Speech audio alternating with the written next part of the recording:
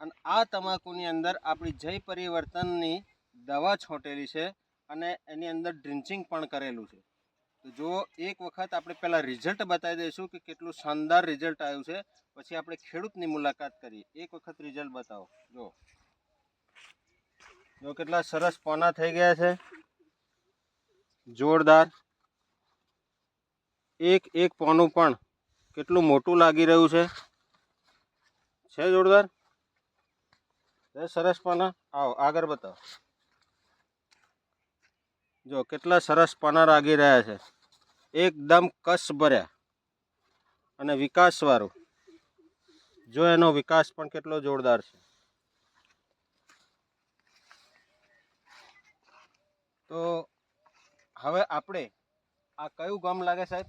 સામરખા લાગે. સામરખા લાગે. આપનું નામ? સચિન. સચિનભાઈ. સચિનભાઈ, આ તમાકુની અંદર પહેલા શું પ્રોબ્લેમ હતો? વિકાસની જરૂર હતી. વિકાસ નતો. બરાબર.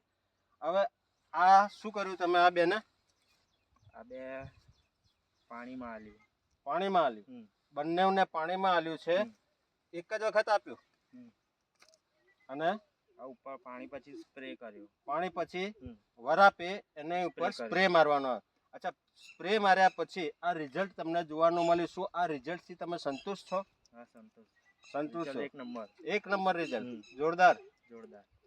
અચ્છા, કોઈ આવી તમાકુ કરતા હોય અને કોઈની તમાકુ બેસી ગઈ હોય અને વિકાસ ના થતો હોય, એના માટે શું કહેવા માંગો છો? આ દવા બેસ્ટ દવા.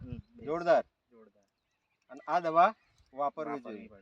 જો આ દવા માટે સામરખાની અંદર જો કોઈને આ દવાની જરૂર પડતી હોય અને આ દવા જોતી હોય તો આપણો નંબર એક વખત બોલજો.